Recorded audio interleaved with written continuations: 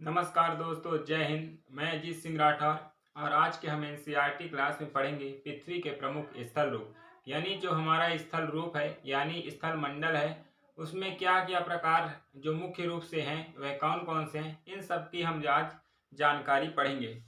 सबसे पहले क्या लिखा है? पर्वत। यानी कि पर्वत है क्या? आप जानते हैं कि पृथ्वी सभी जगह एक समान नहीं है ना। आप जानते क्या है कि पृथ्वी एक जगह सभी जगह मतलब समान नहीं है। कहीं देखेंगे तो मैदानी एरिया है, कहीं पर्वत है, कहीं पठार है, कहीं नदी है। मतलब कि हर जगह पर्यावरण का जो प्राकृतिक स्थान वह अलग अलग है। और इसकी वजह क्या है? तो इसके दो ही कारण हैं। कौन कौन से कारण हैं? तो पहला है आंतरिक कारण है। क्या है पहला? आंतरिक। और दूसरा क्या है? दूसरा है बाह्य। दूसरा क्या है? बाह्य। आंतरिक में क्या होता है कि जो पृथ्वी के अंदर यानी जो हमारी धरती है, धरती के अंदर क्या होता है, बहुत सारी हलचलें होती हैं। पृथ्वी जैसे कि अंदर जो पृथ्वी के अंदर आग आग जैसे गर्म वातावरण होता है, लावा रहता है और विभिन्न प्रकार की हलचलें होती है, जिसके कारण क्या होती है, हमारी जो जमीनें होती हैं, भूमि होती है, कहीं पर बहुत ही ऊपर होता है, कहीं पर धंसा हुआ होता है। तो पहला तो हो गया आंतरिक कारण है। दूसरा कारण है बाह्य कारण। दूसरा बाह्य कारण है। बाह्य कारण में क्या होता है कि जब हवा चलती है, पवन चलते हैं, वर्षा होती है, तो क्या होता है, अपर्दन होता है और अपर्दन के द्वारा भूमि कट जाती है और वहां भूमि धंस जाती है या गड्ढा हो जाता है। और अब उसी के बाद जब पुनः निक्षेपण होता है, निक्षेपण में क्या होता है कि धीरे धीरे फिर से वहां भूमि पर मिट्टी जमती है, मिट्टी का वहां पुनर्जीवन होता है और उसी अवस्था में मिट्टी प्राप्त होती है। तो अपर्दन और निक्षेपण की प्रक्रिया बाह्य कारण में आता है। तो आपने ये तो कंफर्म कर लिया कि जो पृथ्वी क्या है, कहीं ऊपर पर्वत है, पठार है, ऊपर नीचे है। तो ये किस कारण से है? तो ये कौन कौन से कारण है? तो पहला है आंतरिक कारण है मित्रों, और दूसरा है बाह्य कारण। नोट कर लेना, फिर हम आगे बढ़ते हैं। ठीक, कौन कौन से कारण है? आंतरिक कारण है और बाह्य कारण है। जो हमारे धरती पे, जो हमारी पृथ्वी पे जितने स्थल रूप हैं, यानी पृथ्वी ही एक स्थल है जहां जीवन संभव है। अभी तक तो लोग चंद्रमा, विभिन्न प्रकार के और ग्रह हैं जहां जा रहे हैं, पृथ्वी जीवन ढूंढ रहे हैं, लेकिन जो सनातन से बहुत ही सदियों से जो पृथ्वी ही एक ऐसा ग्रह पाया गया है जहां बहुत पहले से प्राणी यानी जीव पाया जाता है, यहाँ जीवन संभव है।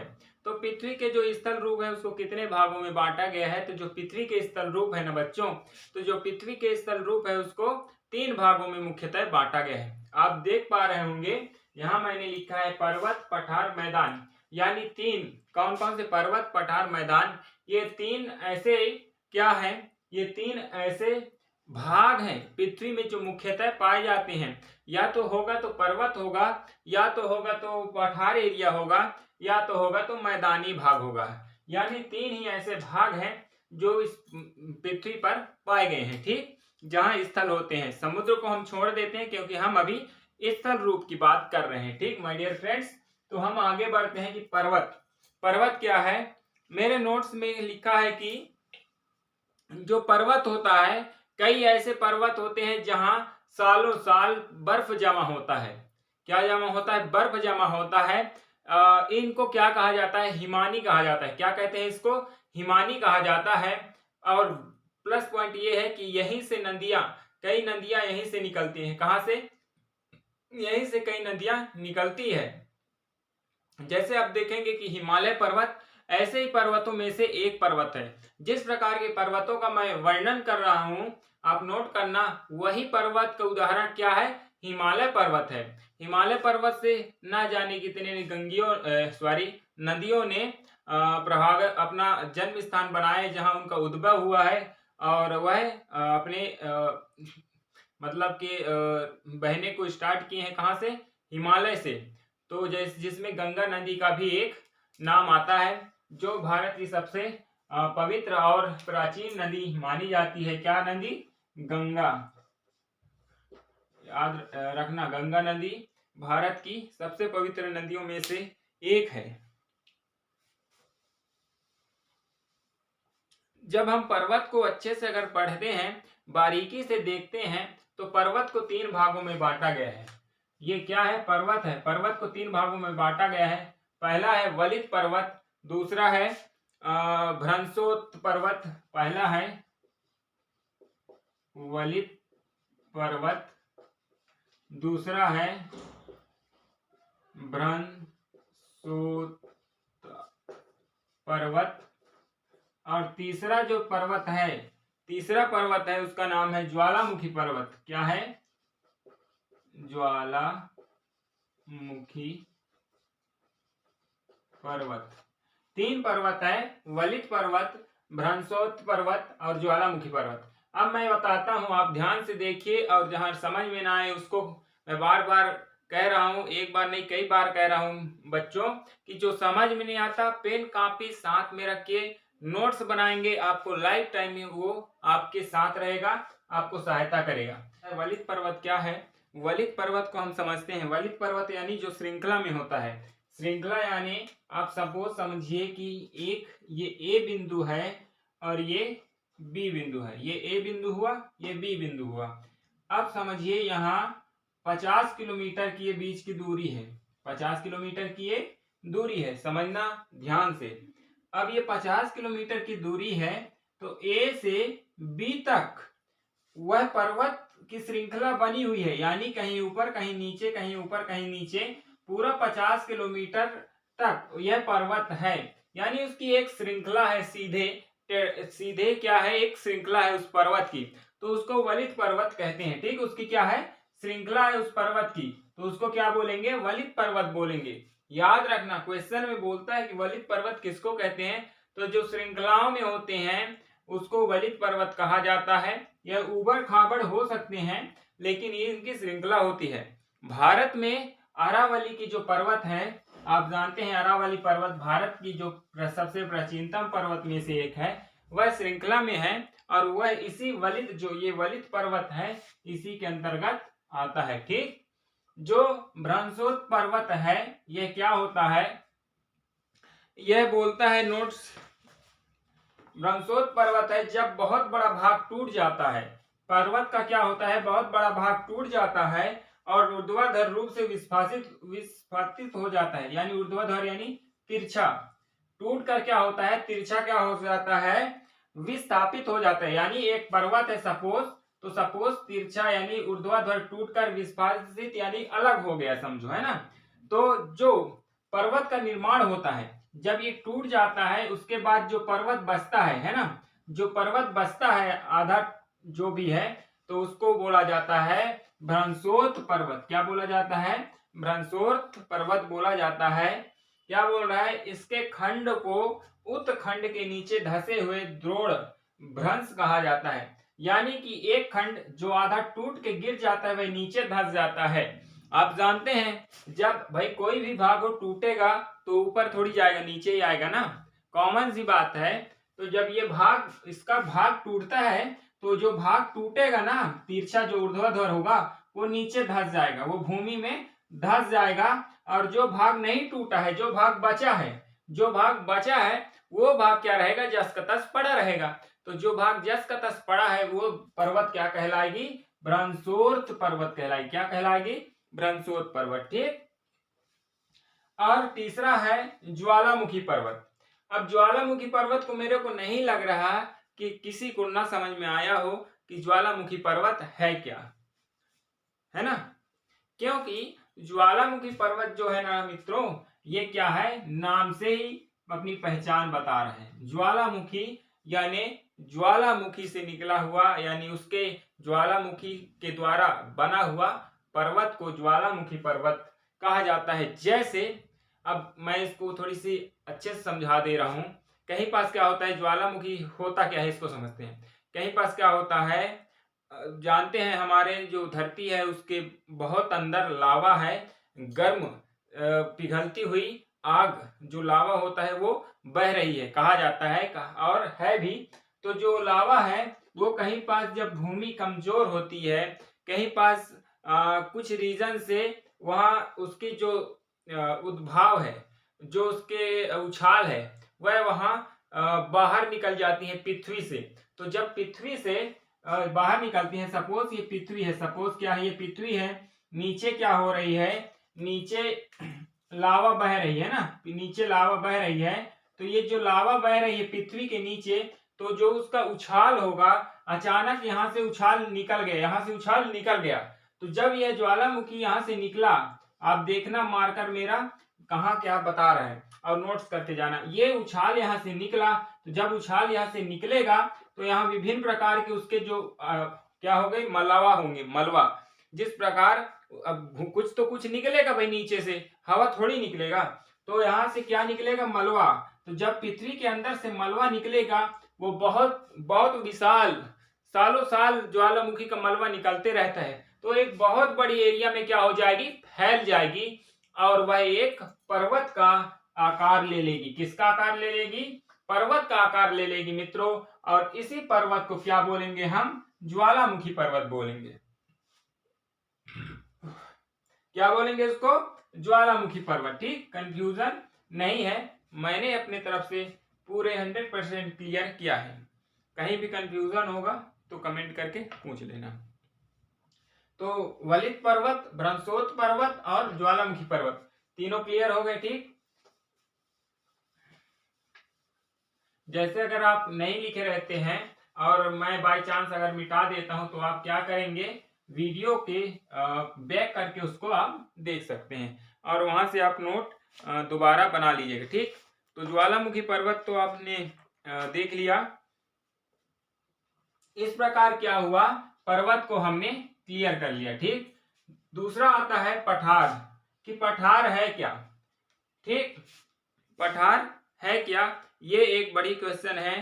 तो पठार क्या होता है, ऐसा होता है, ये पठार है। पठार एक मेज में, मेज यानी टेबल, टेबल में जिस प्रकार टेबल के ऊपर एकदम बराबर सपाट स्थान होता है, उसी प्रकार पठार में भी एक बराबर समान स्थान होता है, बराबर एकदम से पठार में भी होता है।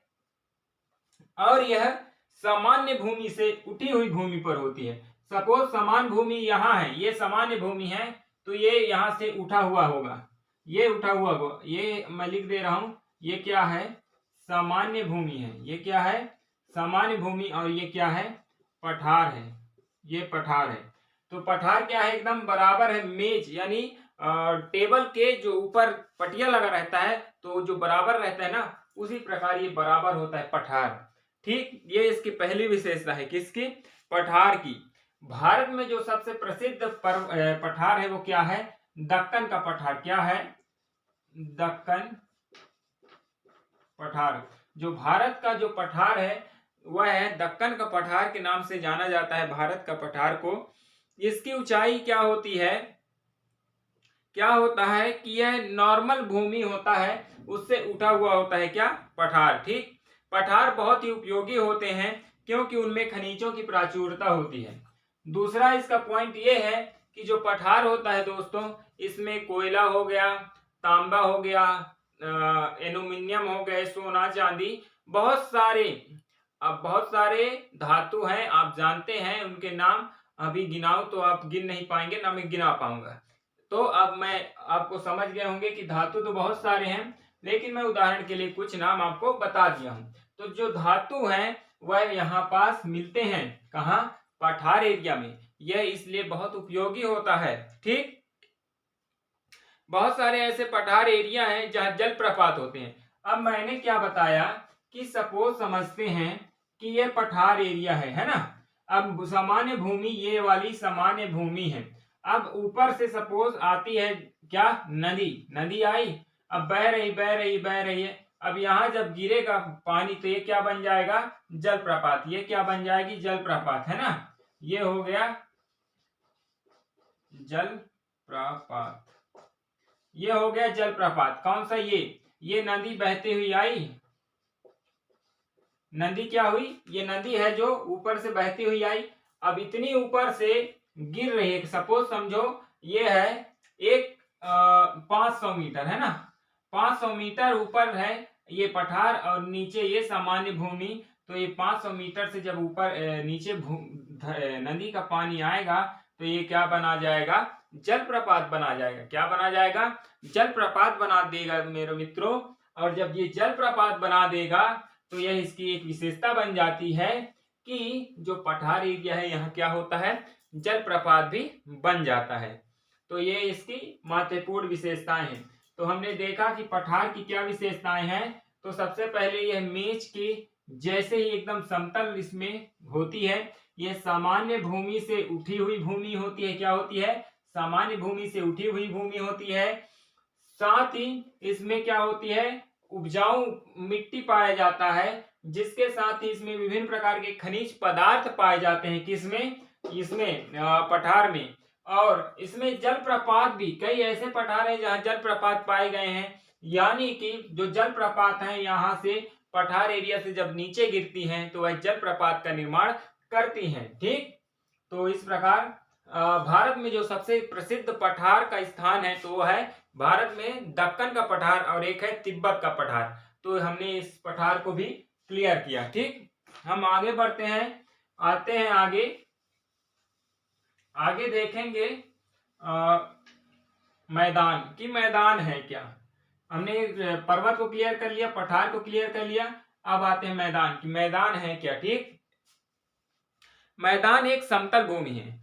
देखिए क्या होता है, कई लोग कंफ्यूज होते हैं कि पठार भी समतल भूमि, मैदान भी समतल भूमि, तो अंतर क्या है इसमें।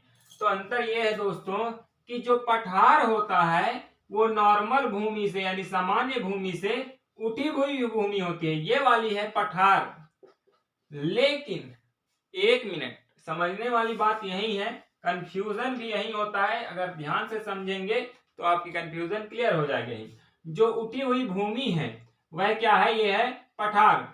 लेकिन जो एक बहुत एरिया यानी कि बहुत सारे यानी कि 10, 15, 20 यानी कई हजार किलोमीटर या फिर 100 किलोमीटर यानी एक बहुत बड़े एरिया में क्या होता है, समतल भूमि होती है। यह पठार नहीं, यानी ये सामान्य भूमि में।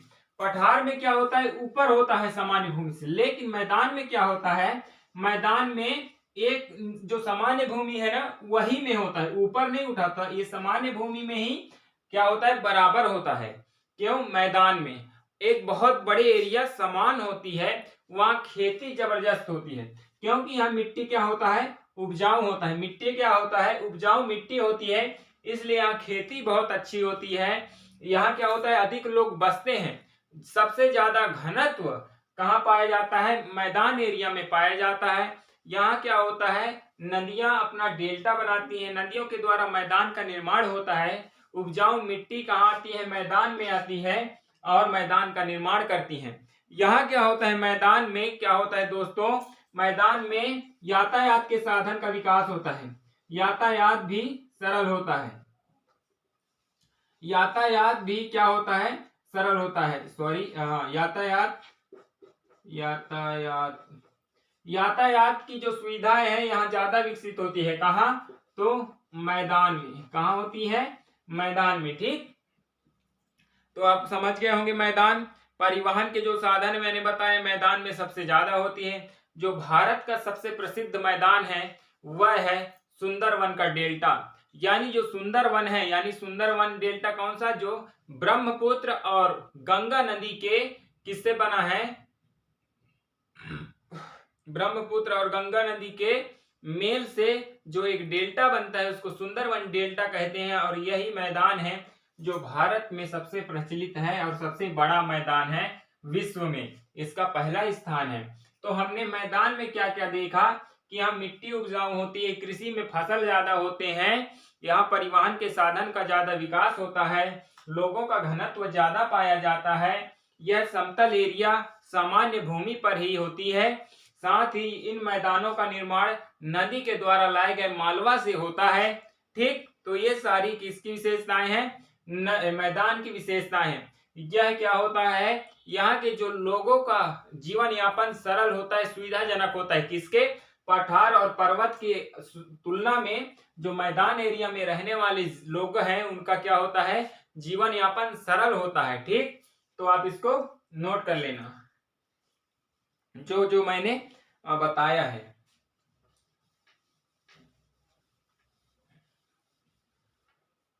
हमने क्या किया, पर्वत को क्लियर कर लिया, पठार और मैदान को। अब आते हैं स्थल रूप एवं लोग कि स्थल रूप एवं लोग है क्या। ठीक, देखिए क्या होता है, हमने अभी तक देख लिया कि स्थल रूप और मैदान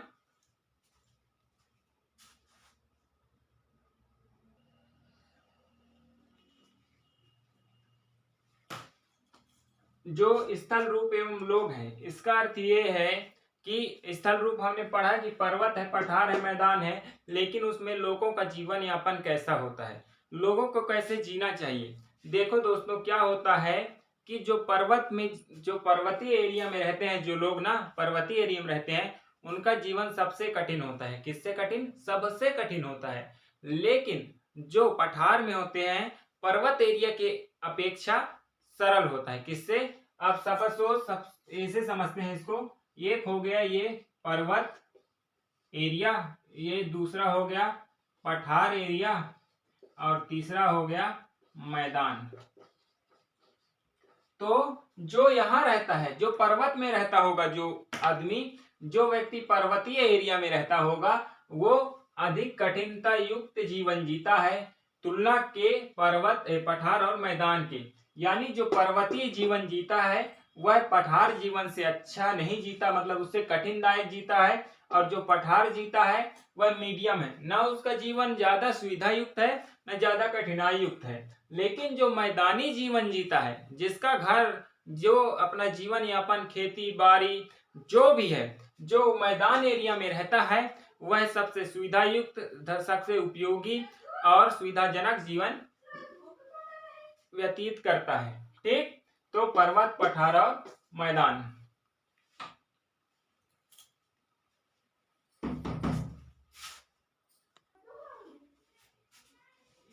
ठीक, इस प्रकार इनका उपयोग होता है।